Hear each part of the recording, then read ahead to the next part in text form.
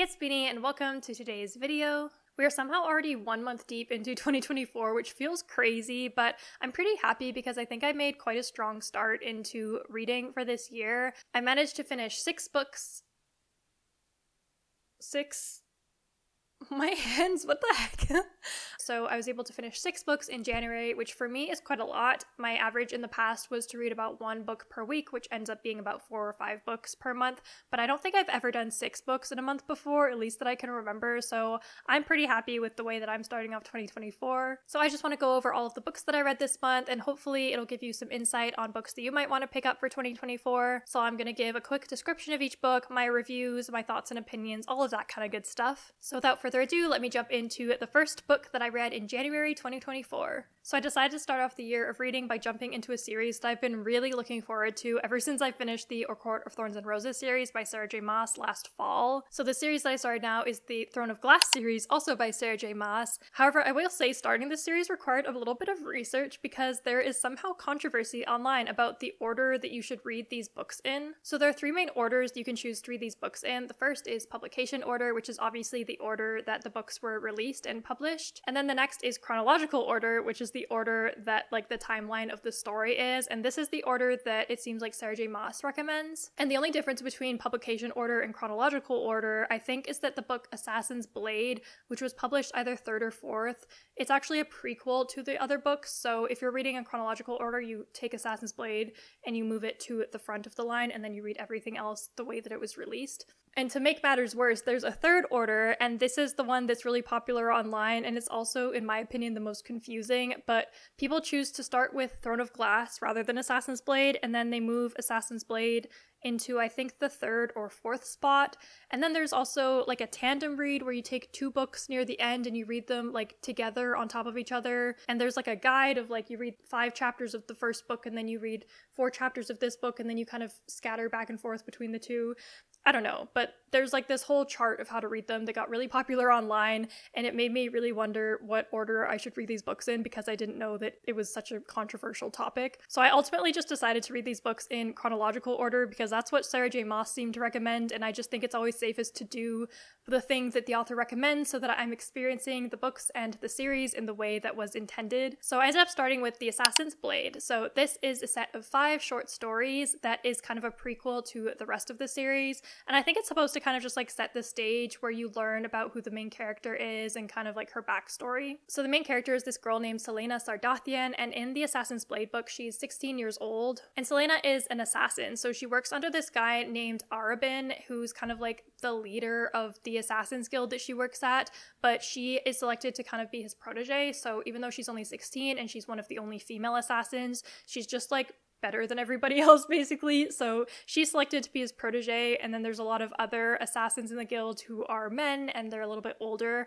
and they're kind of annoyed at Celaena because she's definitely favored by Arobynn over them, so it kind of causes a little bit of tension in the guild. So I was a little bit nervous that The Assassin's Blade is technically a set of short stories. I don't remember ever reading a set of short stories other than one by Ali Hazelwood. I have this one book by Ali Hazelwood called Loathe to Love You, which is technically 3 short stories all in one book, but other than this book I can't think of any other novel that's split into short stories that I've read, so I wasn't sure how I was gonna like that. But I do feel The Assassin's Blade is more one continuous novel, kind of just separated into parts, because all of the short stories are chronological and they each lead into each other, so it kind of just read like a normal novel in my opinion. And I really loved The Assassin's Blade. I read it when I was at the tail end of my Christmas break from school, so I was able to just spend every day sitting and reading it, and I feel I flew through this book so fast. If I have to think of any critique, I will say Celaena's character can be a tiny bit annoying because she's kind of full of herself, but I do think it fits the character, so I can't even get mad about it, because she's a 16-year-old girl, she's very clearly favored by her leader,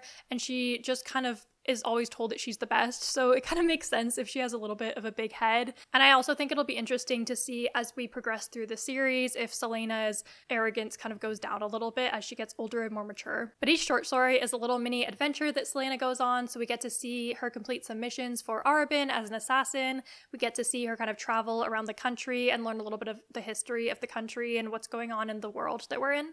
There's even a part in one of the short stories that made me cry, and I don't normally feel like I cry that easily in books, but lately I just cry so easily. Like if someone dies who I like, or even if something is just cute, or just anything sad happens at all, I'm just like crying. So I don't know what that is, but I definitely cried during this book. So right after I finished The Assassin's Blade, I jumped right into The Throne of Glass, which is technically book 1 of the series. I don't know, it's all very confusing, but it's like the official book 1. So the Throne of Glass story starts a little bit after the Assassin's Blade ends, so it's a very smooth transition to go from Assassin's Blade to Throne of Glass. In Throne of Glass, we're still following Celaena. So Celaena has been handpicked by someone to be part of this competition where a bunch of people who are kind of strong and good at fighting have been chosen to kind of compete in a series of tests and battles and that kind of thing. And whoever wins all of the tests at the very end will be offered a contract to work for a very prominent figure in the city. I can't say too much about what the contract is or who the prominent figure is, but you'll read all of that at the very beginning of the book, but it might spoil a little bit of the Assassin's Blade, so I don't want to spoil anything. But the competition is just really fun to read about because everyone competing stays in this castle, and then every few days they have a different test that they have to do, and it's just kind of fun. I like a castle theme, and I like a thing where there's tests and people getting eliminated and having to like rise to the top. I just think that's always so fun to read about. We also learned that in the land where the story takes place, there's like a ban on magic. So there used to be magic in this land and fairies and magical creatures and all of that, but they got completely banned. And once all of those creatures left the land, then the magic was gone as well. So that's kind of like a subplot that's going on in the background. And the Throne of Glass also does have some romance, not like a ton, but there's a little bit of a love triangle between Celaena and these two guys. And I found it very entertaining. I really liked it. But the romance wasn't a huge part of the book. I'm pretty sure there's a lot less romance in Throne of Glass compared to the ACOTAR series, so I'm not expecting there to be a ton, but the little bits that are thrown in are really good, because we all know Sarah J. Maas is a really great romance writer, so I'll appreciate whatever she gives me. So yeah, that was my little start into the Throne of Glass series, just with those first 2 books. I rated Assassin's Blade, I think 4 stars, and then Throne of Glass, I think 4.5 stars, if I'm recalling correctly, but they're both really fantastic, really easy, quick ones to read. I find Sarah J. Maas's writing is so addictive, where I can sit down reading her book and hours will pass and I won't even realize, so I'm very excited to continue and finish this series in 2024. So the next book that I read in January was actually an audiobook that I listened to, and this was Paris the Memoir, written by Paris Hilton. And I did see in an interview that Paris talked about having a ghostwriter for this book, which I think is important to note because so many celebrities are coming out with books lately, and I'm pretty sure most of them use a ghostwriter because it makes sense, because just because you're like a singer or an actor, you work in the entertainment industry, doesn't mean that you know how to write a book. So I'm assuming most of them use ghostwriters, but I don't hear a lot of them admit it. So I just thought it was refreshing how Paris is very open and honest that she did have a ghostwriter for this book. But I don't know, it was difficult to rate this book because when I was listening to it, I really did enjoy it and I found it entertaining.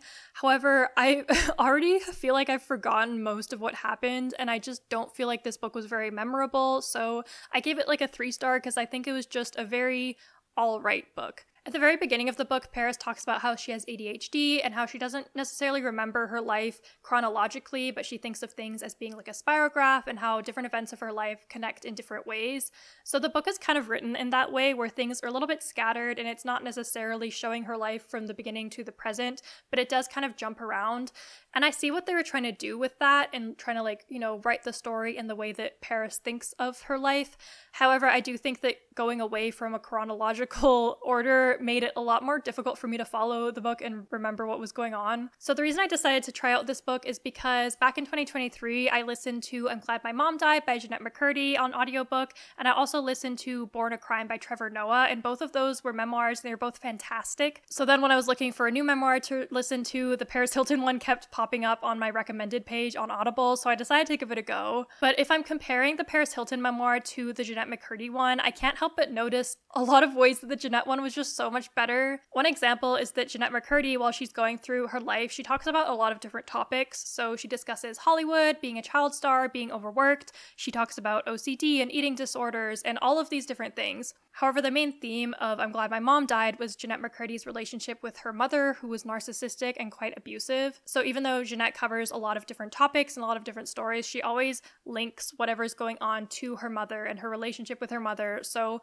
there's kind of like one unifying theme that links links all of the stories together, and I think it helps the storytelling a lot. And I felt like Paris Hilton's memoir would have been a lot stronger if she had a similar like unifying theme, because the main things that I remember from the audiobook is Paris talking about how she loves modeling, she loves fashion, how she's always been very ambitious and wanted to be a billionaire from a young age. She also talks about a lot of trauma from her past, and then she also talks about her ADHD and stuff. So I do feel like if Paris kind of like linked all of those different things under one unifying theme, or if she just kind of chose one theme, it would have made for a stronger story. Like, I understand when you're telling a memoir and it's like story of your life, it's not always easy to put things together in the way that a standard book would be structured because it's your life and you don't choose how the events happen. But I did feel like her audiobook just kind of felt like as if I was ripping random pages from her diary and reading them, and I was not really reading them in any particular order or with any particular like idea in mind. However, the things that I did like about it is I think Paris is just so funny, and I know that she used a ghostwriter, so I don't know how much is the ghostwriter's voice and how much is Paris's voice, but I'd like to believe that the ghostwriter spent some time with Paris Hilton and maybe like learned about her talking style and then tried to imitate that in the writing of the book. But the book was written in like such a funny way, and there's so many jokes, and the way that Paris describes things was really, really funny. You can also tell how much Paris loves fashion and design, because whenever she starts a story, she'll start by describing exactly what she was wearing that day or to whatever event. So as I was listening to the story, she'd often say, oh, I was at this interview, or I was for this photo shoot, and she would describe what she was wearing, and I would go on my phone and Google like Paris Hilton photo shoot and try and find the exact outfit because I was really interested to see what it looked like, because she was really hyping up all of her looks. I also learned a lot about Paris Hilton's many careers that she's had in her life. Like, I knew she did fashion stuff and she had products like perfume and stuff, but I didn't know that she had a whole music career and she became a DJ at one point. But I just think it's pretty cool how she did so many different things. And I even looked up one of the songs that she was talking about in the book called Stars Are Blind, and that song is such a bop. Like, after she was describing it in her book, I went and looked up the music video, and I think I've watched this music video 15 times. Like, this is such a good song, and it's so early 2000s and satisfying that I just like I'm listening to this song on repeat basically. So yeah, I think Paris Hilton is a very impressive woman. She's been through a lot, and I did quite enjoy the memoir. So if you're interested in learning more about Paris Hilton or being an influencer, or if you care about Hollywood and modeling and that kind of thing, then it would definitely be an interesting one to try out. But even if you're not interested in reading Paris the memoir, I still would recommend looking up Stars Are Blind on YouTube, because this song is very catchy and it has been stuck in my head for weeks. Even though the gods are crazy, even though the stars are blind, if you show me real now, baby, I'll show you mine. Literally the catchiest song I've ever heard. So then the next book I read in January was Billy Summers by Stephen King. I heard so many people recommending this book back in 2023, so I finally got around to reading it, and I'm so glad I did because it was so good. So we follow this guy named Billy Summers, who is a sniper, so he gets hired to take people out, basically, and he wants to retire, but he decides to take this one last job, and he's like, okay, after I do this job, then I'll retire and go off into the sunset and live a life of peace. But Billy gets some weird feelings about this job, and it seems like it might be too good to be true, so he has these weird thoughts in the back of his mind about maybe something might go wrong. So yeah, overall this book was super fun. I was really, really intrigued by it, and Stephen King is just an amazing writer, which is probably why he is so famous. And this was actually the second Stephen King book I've read. The first one was The Girl Who Loved Tom Gordon, and it's about this little girl who goes hiking with her family, but she ends up getting lost in the woods. So it's kind of about her surviving in the woods and how she tries to find her way back to her family. And I think the one thing that stopped me from reading more Stephen King is that a lot of his books are really scary, and I just don't want to be traumatized when I read. So with The Girl Who Loved Tom Gordon, I felt like that was really easy. I don't remember anything bugging me about that book. With Billy Summers, I heard a lot of people say that it wasn't scary at all, and I would agree with that. I don't think it was scary, but it was a little bit disturbing. So I kind of want to give a warning about the things that I thought could be potential triggers for some people, but by telling you these warnings, it will be a little bit of a potential spoiler for the book. So if you don't want to be spoiled at all, then maybe jump to the part of the video whenever I'm talking about the next book. But if you do want to be warned, then stay tuned, and I'll just tell you about things that happened that made me feel a little bit uncomfy, and the reason that I did not give this book 5 stars. So near the middle of this book, we get introduced to this character who's a girl, and she's 21 years old, and Billy Summers meets her when she's just been SA'd by this group of guys. So the book doesn't describe those events while they're happening, but it does describe the girl's injuries from the event, and it also kind of gives us snippets of what happened as the girl's like memories come back and she like is thinking about the night. So if you're sensitive to reading or seeing that type of violence, then I definitely would want you to know that that's in there, because it's not like a huge part of the story, but I don't know. I thought it was enough that it made me feel uncomfortable. So if you really don't want to read about that, then definitely keep in mind that that happens somewhere near the middle. The second uncomfy thing is the relationship between Billy and the girl. It's like right away, he's kind of looking after her after all of those things happen. So he kind of takes on a natural like fatherly or like big brother role. And there are times where Billy says that this girl kind of reminds him of his younger sister and how he kind of wants to be like her protector in a way. However, there is kind of a weird thing where Billy goes from father figure to almost boyfriend figure, and there's certain thoughts that he has towards the girl that aren't entirely appropriate, and that made me feel kind of uncomfortable. So like just for context, Billy is like 44 years old and this girl is 21, and he'll sometimes talk about how she reminds him of his sister, but then sometimes he'll be like, the way her t-shirt is falling off her shoulder is so beautiful, and like how he kind of wants to kiss her, and it's just like, sir, what is going on? Like, you need to set some boundaries. You're the adult here. Like, this is not appropriate. So I did not love that. And then the final thing that was a little bit iffy was there was this like colorful scene where Billy decides to get revenge on a certain character, and the way that he chooses to do that is very interesting. And that's another scene that isn't like described. It's kind of like Billy goes to this guy and says, I'm gonna do XYZ, and then it kind of fades to black, and then we come back into the story after the thing has been done, which I'm very glad about because I did not want to read the thing happening, but even just picturing it in my head was enough to make me be a little bit disturbed. So those are the three main things that kind of bugged me about Billy Summers. I'm really sorry if those are spoilers, but I just wanted to let you know that even though it's not like a disturbing book, like in terms of Stephen King, because I know he can get like really dark with some of his books, it still was disturbing enough that I felt a little bit weird reading it, and it kind of made me feel a little bit icky afterwards. So I just wanted to warn you that it is about like a cool sniper guy, but it does have some weird twisted things. So I did end up giving Billy Summers 4.5 stars. I probably would have given it 5 based on the first half of the book, but after reading the second half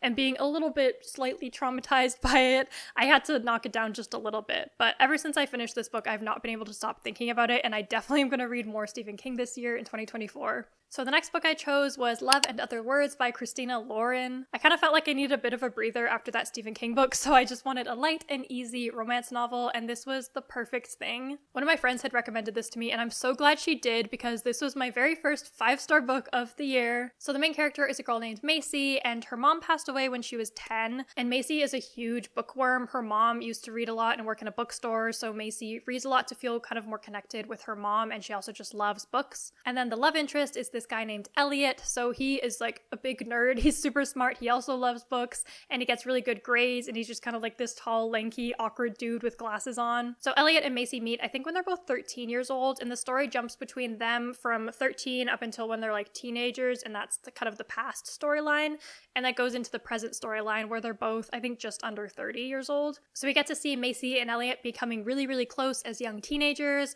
and then we get to see them reconnecting after a lot of years of being apart in the present. So obviously this is a romance book, so the main plot is the relationship between Macy and Elliot is one of the best love interests I've read about in a while. I think I've just been reading a lot of romantasy lately where all of the love interests are like these dark, brooding guys, and it's kind of like the theme of, oh, I'm mean to everyone, but I'm a little bit less mean to you, and that's romantic for some reason.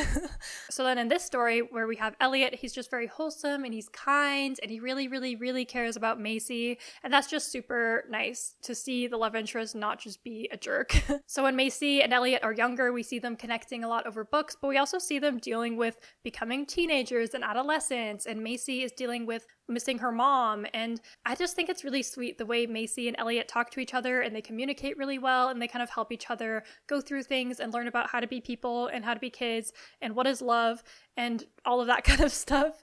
I actually think I enjoyed the past storyline even better than the present, which I don't feel like I do a lot. Usually I'm really invested in the present storyline, and then sometimes going back to the past, I'm like, oh, I don't care about what they did when they were kids, like just get to the good stuff in the present.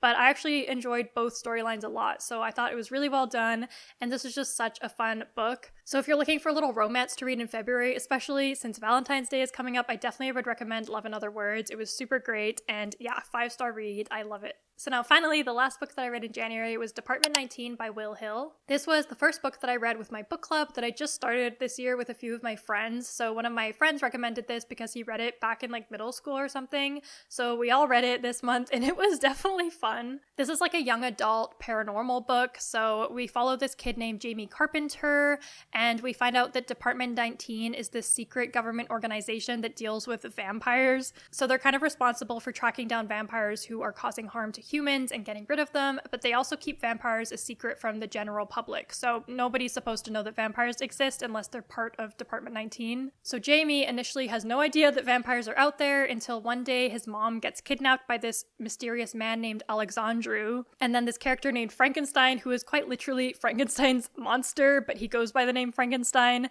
comes and takes Jamie away to Department 19, tells him about vampires, and then they kind of devise a plan of how they're going to get Jamie's mom back. So this book was kind of fun. It was definitely like an early 2000s teenage boy type novel. Like, you can enjoy it as an adult, but you do have to overlook a few plot holes in order to enjoy it.